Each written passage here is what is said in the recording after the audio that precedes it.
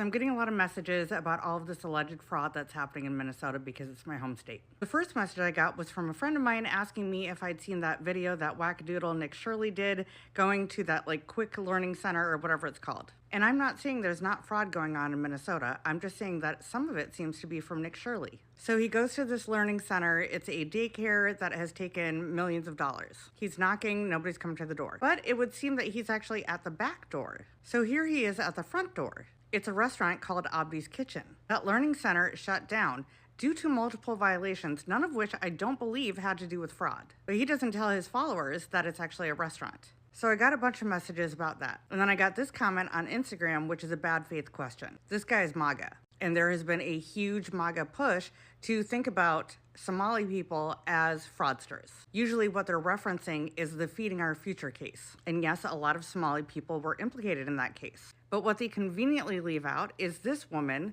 Aimee Bock. In 2016, she founded the nonprofit Feeding Our Future. And in 2020 is when the fraud began. This was at the beginning of the pandemic. This was during DJT's first term. He completely mishandled the pandemic to the point that he loosened oversight on these kinds of programs, allowing claims to get through unverified. And Feeding Our Future claimed that they were giving thousands of meals to children, and they never did. They pocketed that money to the tune of $240 million. In 2022, during Biden's term, Biden's FBI raided the organization, and the organization shut down. There were 78 suspects, Aimee Bock, and all of her employees. By March of 2025, 40 of those people, including Aimee Bock, were either found guilty or pled guilty. Merrick Garland called it the largest pandemic relief fraud scheme that there ever was. And Biden's administration shut it down. So most of the 78 people who were indicted and the 40 people who were found or pled guilty were Somali, but they were also Bock's employees. She was described as an authoritarian who silenced dissent within her ranks, discouraged scrutiny from state regulators, and cut off people who refused to comply with fudging the numbers. She is the person who created all of this. And now this has become a huge right-wing talking point because of racism and xenophobia. But no one ever mentions her, the person who created it. Now, there's a ton more to the story, but I know that this guy asked me to cover this, to prove that Somali people are bad, because that's what this admin wants you to think. The reality is every community has bad actors. That is not an indication of a community as a whole. Unless maybe we're talking about some white women like Aimee Bock, who actually was only caught because of Somali whistleblowers. They were the ones who dissented, the ones that Bock iced out. Anyway, too long didn't read. There are bad actors everywhere, but in this case, it was a white woman. The Minnesota daycare fraud just got even crazier. A screenshot went viral showing Aimee Bock, the central figure in the Feeding Our Future COVID fraud case, listed as a contact for nearly 50 taxpayer-funded child care centers. Now, hold on a second. Being listed as a contact does not automatically mean ownership, control, or ongoing fraud. In most state databases, contact could mean old paperwork, admin liaison, or outdated records that were never cleaned up. But here's the real issue. After a $250 million fraud scandal, why are high-risk names still sitting in government systems at all? One outdated entry is a mistake. Dozens point to a system that was never fully audited. And when you're talking about child care programs, taxpayer money, and post-pandemic oversight, accuracy actually matters here. This isn't proof of new crimes, but it is proof that emergency COVID spending created blind spots. Hey, this is Van Silk. Common Sense with Van Silk. It's sad when you can just go on YouTube, make a video on social media, and just make anything false, edit things together, and you got a bunch of numbnuts that will just sit up here and repost it. People don't have morals today. Let's talk about what's going on in Minnesota. The fraud, daycare, all this.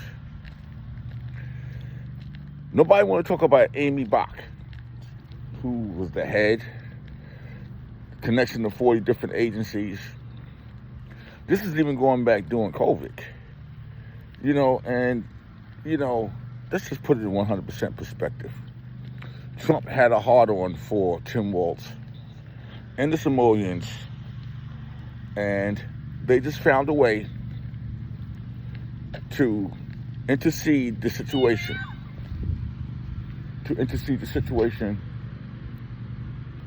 And this is where we at right now. But I want to say, Aimee Bock, well, she only had to pay a $5 million fine. After responsible for more than $250 million in money. Come on, y'all. Here's Aimee Bock's story. And then right after that, we're going to get into Nick Shirley, the scammer, whose family was convicted of scamming. The wannabe Charlie Chris, the YouTuber. And this is what we got to deal with. Tim Walz is probably going to run for senator. Aimee Bock is probably, Goldcheck probably is going to run for governor. Because Tim Walz stepping down, we don't need all that distraction in this time of the year when we head into the midterm elections. Okay, I'll be right back. Here's Aimee Bock, the convicted felon. She's convicted. I mean, Donald Trump, they pick them. And we're going to go right into Mr. Nick Shirley, who's going to these daycare centers and stuff that's already been known about during the holidays when he know it's closed, but he don't go there with mastermind at the door. Who knows? Y'all could be ICE agents. 23 years old. All of a sudden now he's the champion. Thank you, Adam Mottler, for breaking it down. This is Van Silk, Common Sense. I'll be right back. The leader of what federal prosecutors say was the nation's largest COVID-related fraud scheme was just found guilty. Aimee Bock was the founder of Feeding Our Future, a nonprofit that federal prosecutors say was at the heart of a $250 million scheme to fleece taxpayers during the pandemic by exploiting federal child nutrition programs. Bock and her co-defendant Salim Saeed were among 70 people charged in the case since late 2022. Jurors agreed with prosecutors' arguments that Bock approved applications for hundreds of fraudulent meal distribution sites, submitted scores of phony reimbursement claims to the state, signed 6- and 7-figure checks to site operators, and collected kickbacks. According to investigators, Bock recruited dozens of other people, primarily from the Somali American community in Minnesota, to open nearly 300 meal sites around the state. Then she forwarded meal reimbursement requests to the Minnesota Department of Education for millions of meals that were never served. According to prosecutors, Salim Saeed's Safari restaurant was the most prolific fraudulent meal site and took $16 million from taxpayers in 2020 and 2021. Safari falsely claimed to have served as many as 6,000 children a day from a small restaurant along Lake Street. During the trial, prosecutors noted that Safari's weekly meal claims exceeded the capacity of Target Field. The trial and an earlier one last year revealed the massive scope of the investigation. There were 299 purported meal distribution sites under Feeding Our Future sponsorship that claimed to have served more than 90 million meals. The search of the nonprofit's headquarters and 24 other locations in early 2022 was the largest law enforcement operation in Minnesota history. The FBI, the IRS, and the U.S. Postal Inspection Service collected 4.4 million documents and issued 1,200 subpoenas for bank records. A key revelation at the trial came when prosecutors showed jurors a string of text messages from Bock to a Feeding Our Future employee where she discussed scorched earth tactics for dealing with an unhappy meal site operator, writing, quote, "We may have become the mob." Last year, Minnesota Legislative Auditor Judy Randall found that the Minnesota Department of Education continued to approve payments to Feeding Our Future despite concerns about fraud. Judge Nancy Brazel has yet to set a sentencing date. 2 of the defendants convicted at the first trial in 2024 got prison terms of 12 and 17.5 years. The case has drawn attention from state lawmakers who are looking at toughening penalties for fraud in state programs. You can find more of my coverage of the Feeding Our Future trial at mprnews.org. So now, it's a whole big mess. So now you got Nick Shirley, a 23-year-old YouTuber whose family was charged with scam. They moved from state to state. The whole family's involved with scam. He was able, for some reason, I guess somebody gave him information. Oh, we need you to go here and do this and to do that. And the funny part about it is, the wannabe Charlie Kirk. This video of him 150 million views because J.D. Vance and Elon Musk reposted it. Elon Musk reposted it on Twitter or X, whatever you want to call it. But this is what they do. False information, and people who fall for it, the MAGA audience, they always got to go for something. Now, we know the racist ways of Donald Trump against the Somali people, about them eating dogs and cats and all that stuff. But this is what happens. Tim Walz stepped away from want to be governor because they don't need this for the midterm election. I'm going to say it again. We'll be all right. But now here goes Nick Shirley and his family and his bullshit. Thank you, Adam Motler, for breaking it down. At the end of the day, it is what it is. Common sense with Van Silk. Nick is out here investigating fraud, but did you know his own family was once accused of it in a federal court case? Not state, but a court federal. What? Wait, did you know Brooke Shirley is his mom? What? Brooke is Nick's mother. She later became more visible online, gained followers, and moved from Utah to Minnesota to expose fraudsters and illegal aliens. Now here's the part most people do not know. There was a federal bankruptcy case that involved not just one person, but multiple people in the family. The case involved his mother, Brooke Shirley, also her sister, Aimee Hall, who is Nick's aunt. Aimee Hall is wealthy and lives in a home worth over $1.3 million. The same federal case also involved Paul Shirley, Nick's father, who is also a wealthy businessman. So what was the accusation? A court-appointed trustee alleged that before a bankruptcy, money and assets were transferred from Nick's family members. And a related company, the claim was that these transfers were not allowed under bankruptcy and was concerned fraud. Under the federal laws, the trustee asked the federal court to claw that money back. Going back in history, Nick's grandfather was also an English teacher who then became a mayor and later somehow started SureCare Inc. in 1990 without having healthcare experience when you zoom out. Both sides of the family have long had access to money they have lived comfortably for decades. And today, Nick and his mom, Brooke, are the superheroes that expose fraud involving healthcare and government programs.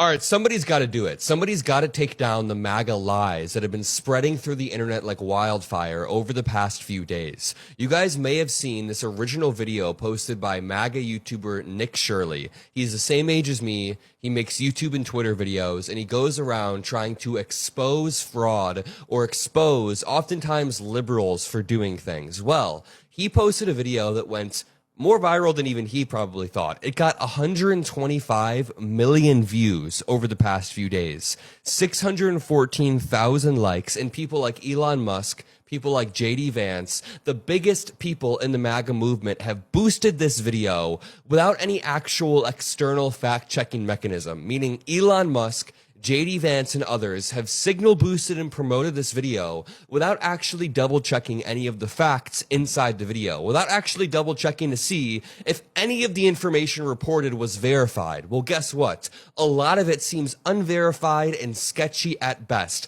A lot of it seems not just misleading, but deliberately constructed to create suspicion and outrage and turn that into political leverage. Well, guess what? Nick Shirley got 125 million views. He gained his 400,000 followers. J.D. Vance has acknowledged him. They're even starting an investigation due to Nick Shirley's video, and the evidence just gets weaker by the day. I want to use this video to debunk what we can. I'm not on the ground in Minnesota, but we do have some really solid debunks of what Nick Shirley is saying. And just to back up a little bit wider first, Dan Green says, as someone who actually lives in Minneapolis, Minnesota, I'm so sick of this Nick Shirley guy. Local media has been reporting on fraud all year long. There's countless investigations that are still ongoing. He isn't breaking any story, and his methods are incredibly disingenuous, like incredibly disingenuous. Here's the thing. If there is fraud going on, investigate that shit. Weed that shit out. There actually are solid examples of fraud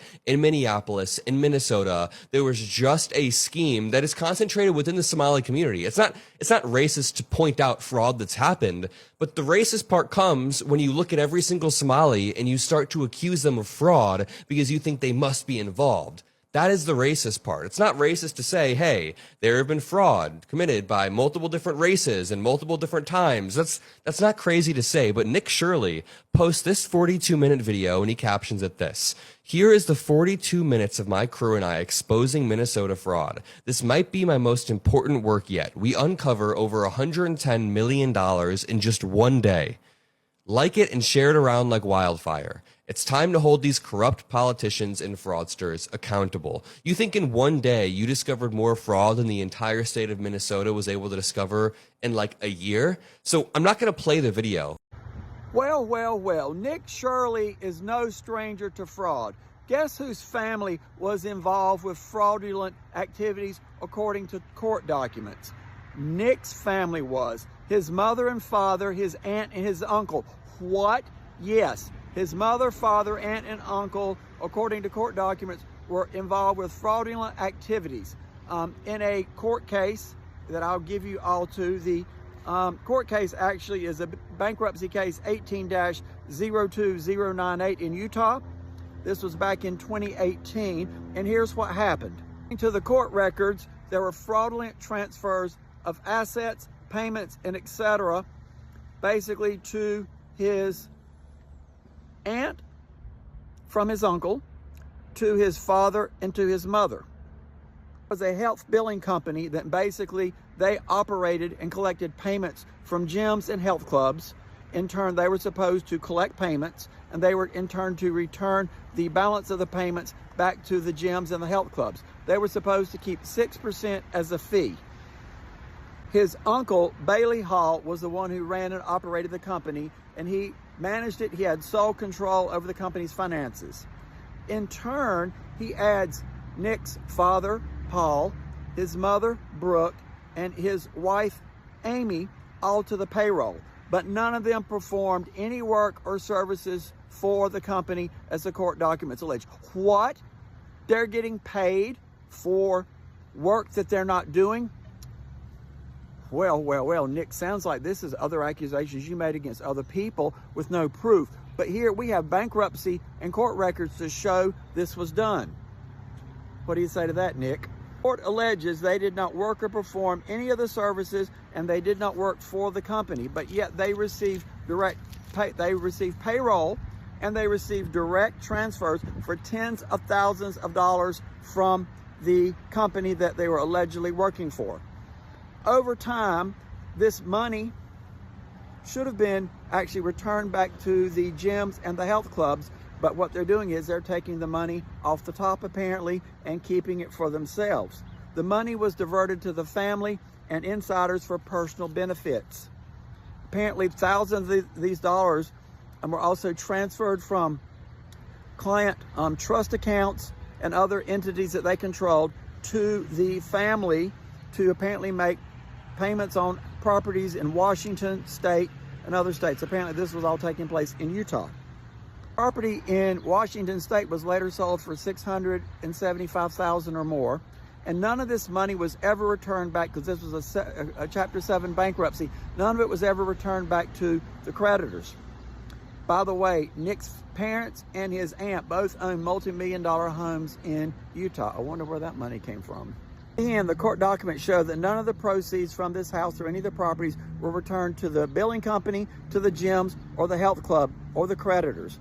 Later, the company became insolvent as a result of these transfers and other payments. So, Nick, what you got to say about all that? So I would suggest, before you start making a lot of accusations without facts, you make sure you clean up your own mess first. What do you all think? Love to hear from my Democrats, my MAGAs, my crazies, my cuckoos, and the burned out light bulbs. And again, this is all court records. And the case number is, bankruptcy case number is 18-02098. This was in 2018. What do y'all think? Because like this guy's video was bullshit. His investigation was bad. His methodology was bad. He didn't. The person who really blew the story up on social media and YouTube, Nick Shirley. Yeah, this is not true as well. There were already prosecutions, huge ones done under Merrick Garland relating to all of this. This guy didn't investigate or find anything. And this is one of my reasons why freedom of speech is not like everybody being able to say whatever they want all the time. You know, like just give sunlight to bad ideas and that's the best thing for it. It's like, well, sometimes you just waste people's time. It's not like a good environment where everybody says we're shit and you spend all this time debunking it and you don't even get to talk about the actual issue. That's like an anti-free speech environment because you're not even getting to have the good speech. It's not even there. People like this, like it's good that somebody in chat linked me that New York Times article so I could read more about the actual prosecution that was going on, because like this guy's video was bullshit. Like if I would come away from this probably thinking, I guess there is no fraud going on in Minnesota, or it's just fake alleged by conservatives because he didn't uncover anything. His investigation was bad. His methodology was bad. He didn't follow up on anything. He didn't research any of the places he was going to. He didn't look up any of the prior violations. He didn't think to contact anybody that actually worked in the DHS. So y'all can see what's going on. It's a whole lot of people with ideas, ideologies. The racism play a big part in this here. Nick Shirley need to be charged. Well, you know, it's funny how the person sitting in the White House is the #1 criminal. He's doing criminal shit. And don't all the people they support do criminal stuff, but it seems like nobody pay attention to when they do criminal stuff.